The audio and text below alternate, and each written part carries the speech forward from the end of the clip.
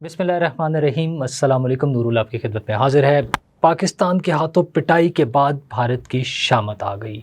अब किस किस के हाथों क्या हशर हो रहा है और क्या हशर होने जा रहा है, लेकिन दूसरी तरफ पाकिस्तान ने फिर एक सख्त वार्निंग दी है।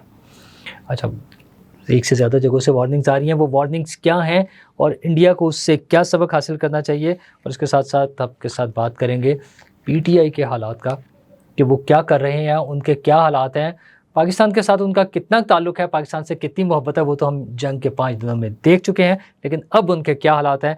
और जनाब, मरीज़ों में बेगुनाह मरीज़ बेचारे जाते किसी और चीज़ के लिए हैं और एड्स लगवा के आ जाते हैं, उनका क्या हशर हो रहा है और उसके लिए कौन ज़िम्मेदार है, इस पर भी बात करेंगे आपके साथ। लेकिन सबसे अहम चीज़, इंडिया के लिए वार्निंग पाकिस्तान की तरफ से। पहले पाकिस्तान से स्टार्ट करते हैं। ऑपरेशन बनियानुन मरसूस, कामयाब ऑपरेशन। असल में तो भारत को सबक सिखाना था, उसका गुरूर तोड़ना था, उसका जो तकब्बुर था वो खाक में मिल गया। और पाकिस्तान की बहादुर अफवाज ने तमाम, वो ग्राउंड फोर्सेस थी, वो एयर फोर्स थी, वो नेवी थी, वो जिसने जो रोल प्ले किया वाज वंडरफुल, एक्सेलेंट, परफेक्ट। और इस सारी चीज़ों के साथ हम फातेह रहे। और पहले दिन ही हो गया था काम। तो जब उन्होंने अटैक किया ना, जो मिज़ाइल सिस्टम उन्होंने मिज़ाइल्स दागे पाकिस्तान पर 6 और 7 की दरमियानी रात, उसी दिन जो है पाकिस्तान ने जो जवाब दिया था, जब राफेल गिराया, वो कहते हैं ना, तबीयत साफ़ कर दी थी, तो वो काम तो उसी दिन हो गया था। हाँ, पीटीआई वालों को ज़रा लेट पता चलता है। पहले तो वो पाकिस्तान की खुदा न खास्ता खाकम बदहन, पाकिस्तान के साथ बुरे सलूक की दुआएं और ख्वाहिशात उनकी ओपनली करते रहे ना। अलीमा खान कह रही थी आएगा, थप्पड़ मारेगा, चला जाएगा, और इस तरह की जो बातें कर रहे थे।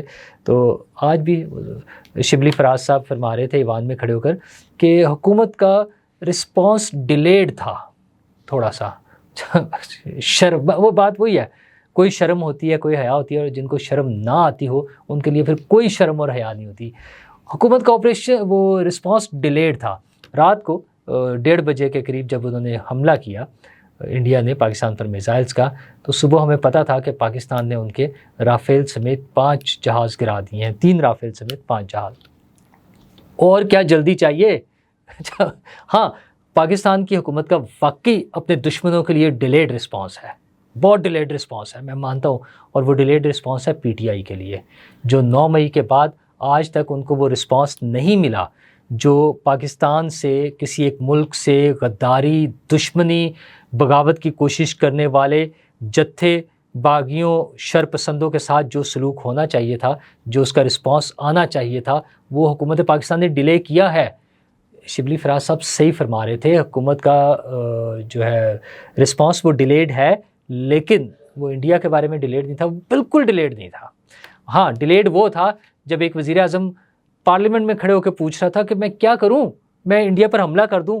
वो अपने अपोजिशन लीडर से पूछ रहा था, मैं उन पर हमला कर दूं। तो पूछने की ज़रूरत नहीं होती हुकूमत को।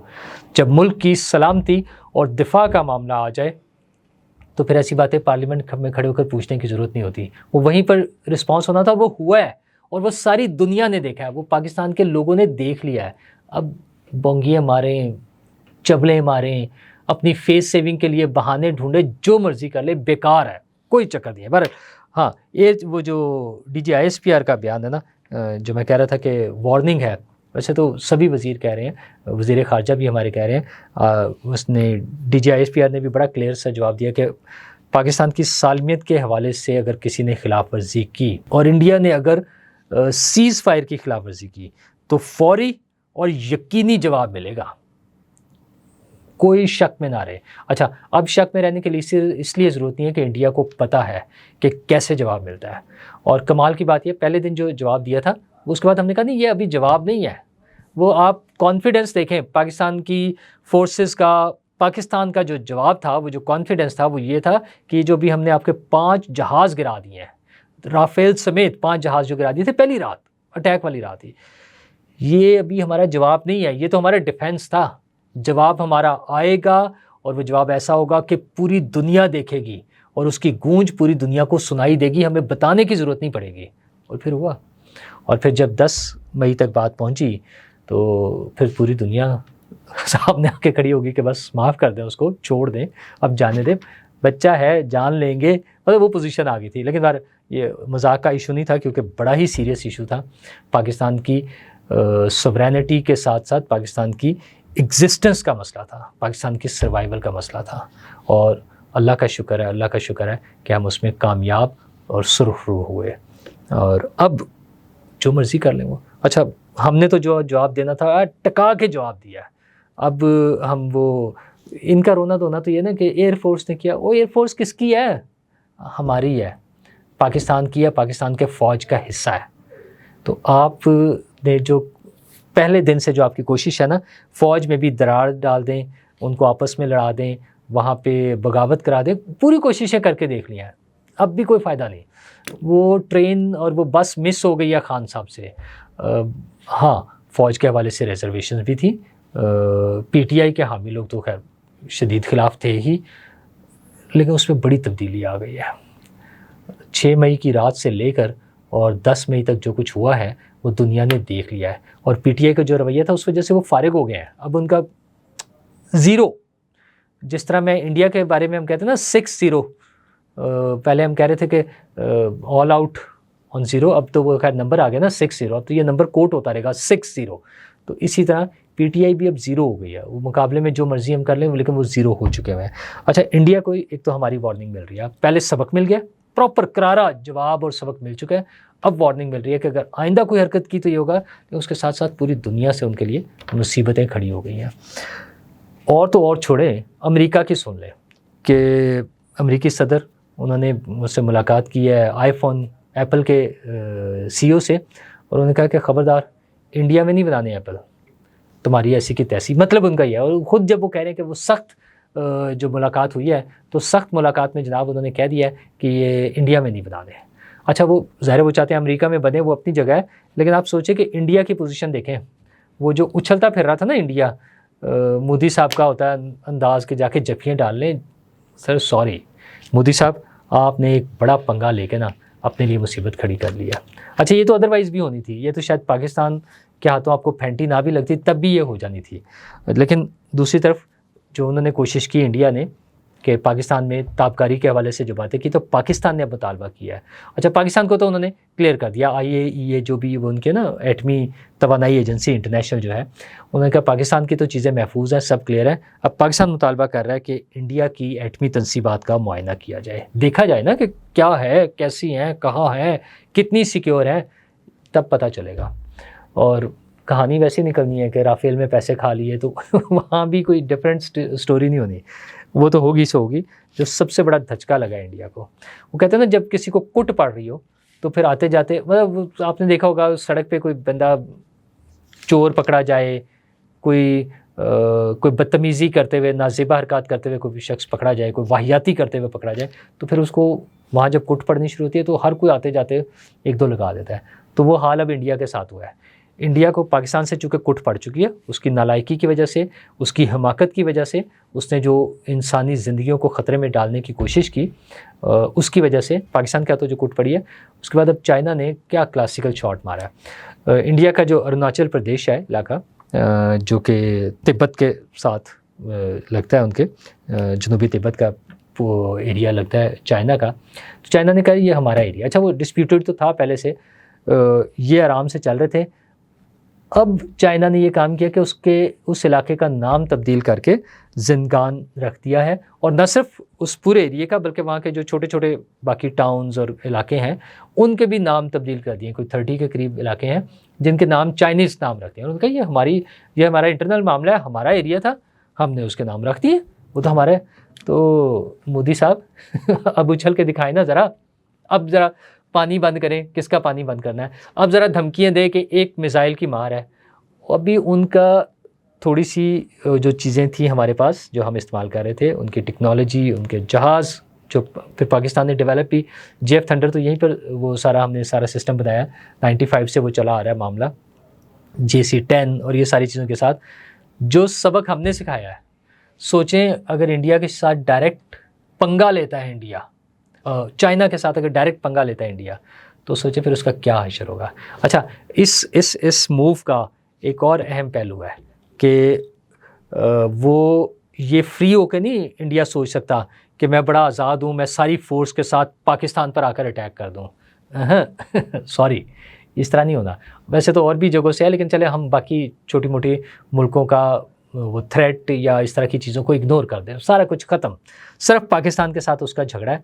लेकिन उधर से चाइना साथ तैयार खड़ा हुआ है, तो इंडिया की कोई गलत हरकत उसको बहुत महंगी पड़ेगी।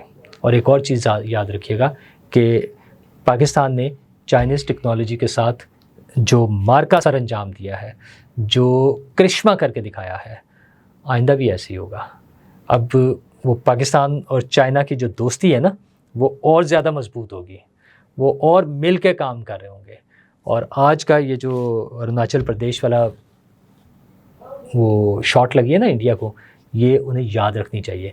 असल में उन्हें इससे सबक सीखना चाहिए, उन्हें एहतियात करनी चाहिए। वो जो बोंगियाँ मार रहे हैं ना कि हम दोबारा अटैक कर देंगे और हम क्या कर देंगे, वैसे तो कुछ नहीं है। आपको पता है वो 2 दिन के लिए था सीज़ फायर, 10 से 12 तक, फिर 12 को दोबारा DGMOs की बात हुई तो 14 तक कर दिया, और फिर 14 को वो अब 18 तारीख तक ले गए।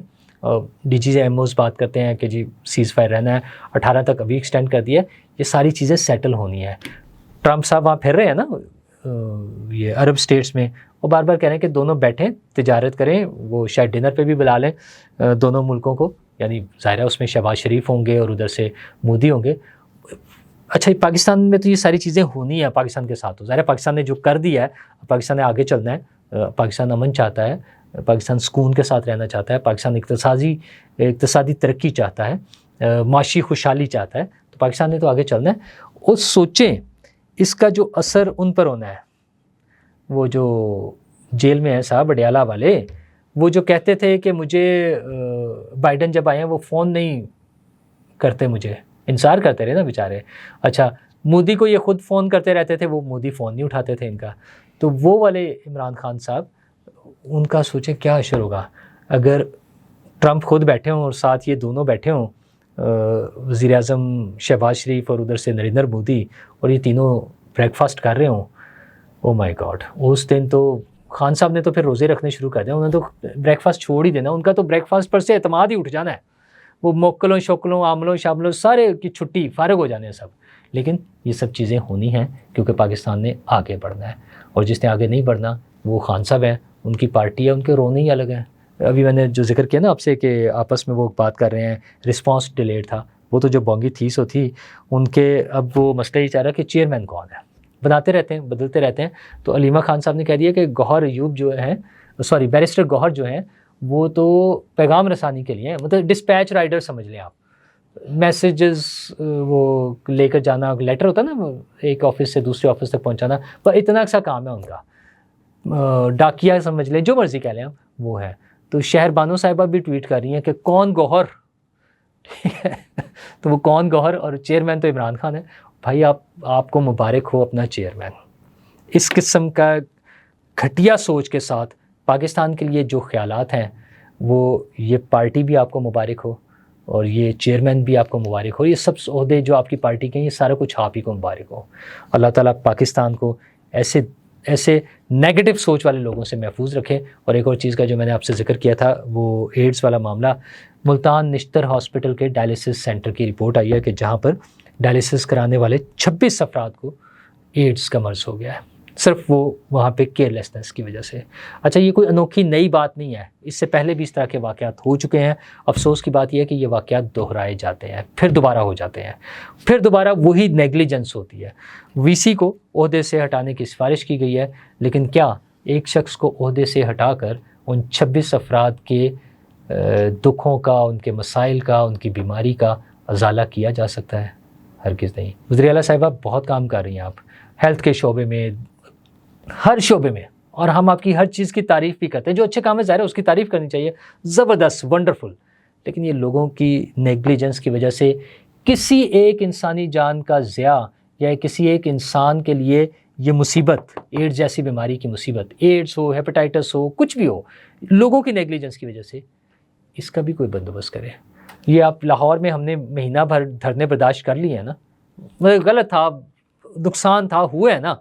तो ऐसे मौके पर भी जो भी ज़िम्मेदार हो, वो वीसी हो, वो डीसी हो, वो जीसी हो, जो भी हो, उसको करार वाकई सज़ा दिलवाएं कानून के मुताबिक। अच्छा, वो भी कोई ज़रूरत नहीं है कि कोई वज़ीर या कोई जाके बड़क मार दे कि अच्छा इसको गिरफ़्तार कर लो, उसको कोई ज़रूरत नहीं।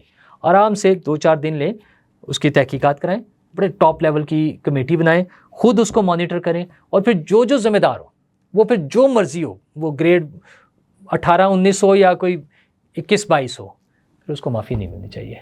ये नेग्लिजेंस ख़त्म होनी चाहिए। ये लोगों की जानों से खेलने वाले जो लोग हैं, इनको सबक सिखाना चाहिए। शुक्रिया।